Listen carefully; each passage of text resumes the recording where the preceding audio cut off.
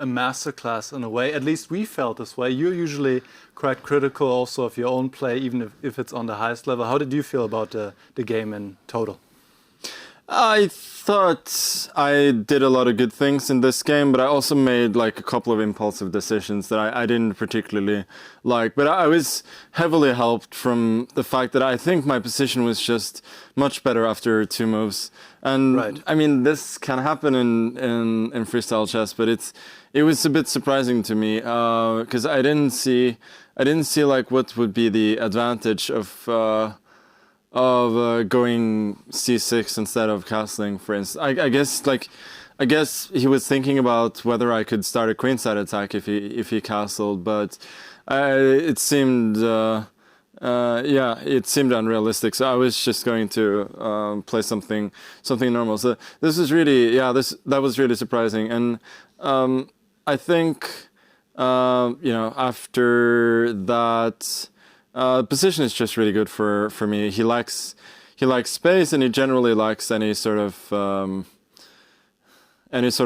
active prospect. So it's an absolute dream position from the opening. So I was heavily helped by that. I think the game got really complicated at some point, which is not quite necessary. But overall it was like from this point on, it was always very difficult for him, I think, at least practically speaking. So Tanya was calling it the famous 5 here, at all the pawns. And here you made a very interesting decision to transform the pawn structure. Could you take us through your thought process here? There were a couple of reasons.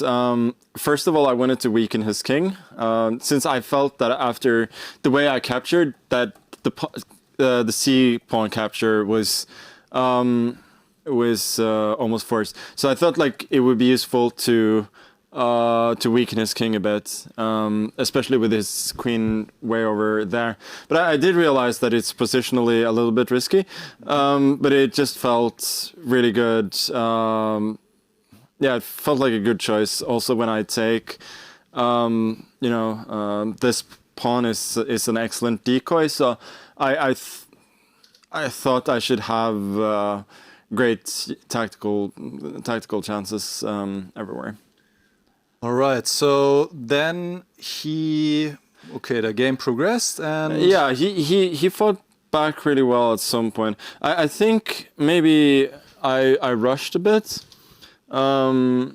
Maybe here I should have just gone knight a5, and I have no idea why I didn't do that. Okay, it's apparently a terrible move according to the engine. Bishop e1 was good, actually. Yeah. Yes.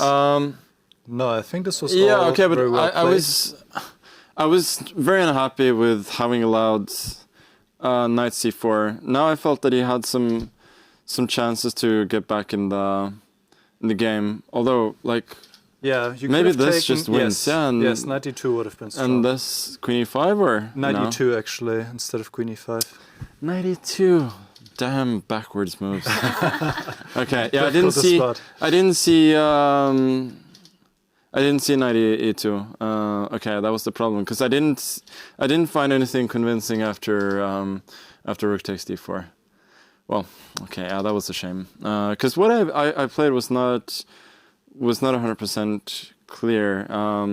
Just rook d1, knight d6, and then again knight c5 was a bit impulsive, because I could also have gone for knight a5. Although, yeah. I mean, computer hates this on every move apparently. But no, I think knight c5. Yeah, knight c5 was still the thing about it is that I was sort of just thinking, I'm gonna go knight c5, and then I'd sort of like, and I'd actually missed knight e4. This is the thing. Like I was thinking like f5, queen e5, and I'm much better, but then knight e5 and then knight e4, and here I had the feeling that since he doesn't have a threat, like I'm still better, but it felt as though things were starting to slip for me a little bit. And I think my next move, at least from a practical point of view, was really good. Also objectively, a4 is just. So yeah, I just I mean, the threat of knight b5 in several lines is difficult, and we were both getting like semi-short of time. So I wanted to give him a lot of choices, and it felt like by feeling that I'm still better, even if the situation is becoming complicated. And he merely made the wrong choice, taking on c3. What were you expecting here? I was not sure. Yeah, I was looking at the lines you were mentioning here. D4, knight b5. This, I don't know where the queen goes to h2 or something. Rook takes c5. Rook takes c5. I thought about rook e5 maybe. I think the computer wants queen d6 probably and then not rook e3. Queen d6 and yeah, then queen a3. Queen d6. Like I also saw this line. And I mean, I thought I was better. Like I should be better with this queen out of play, and everything. And most of all, I thought there was absolutely no risk here. So that was the key thing. But yeah, clearly this was better because knight c3. This positionally just looks completely wrong.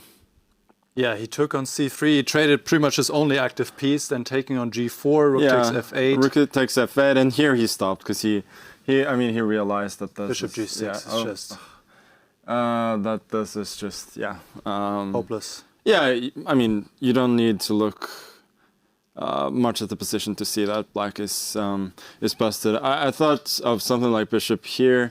I mean something like rook f1 should win, but I thought I could actually even play it like really slowly like this. And he's just completely lost. I'm going to pick up g4. I'm going to pick up g5. His knight is terrible, and my king is actually really safe. So yeah, it's just lost. So then in the rook endgame, there was nothing really much to write about. Yeah. No, I mean he doesn't have to sack the pawn. We were expecting maybe something like walking over with the king now, but it should also be lost.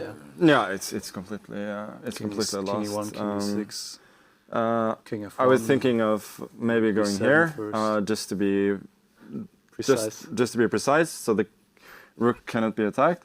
And now I go this way. Rook h5 maybe. Rook h5 maybe, king f2. And now at some point I'm just gonna bring the king over to the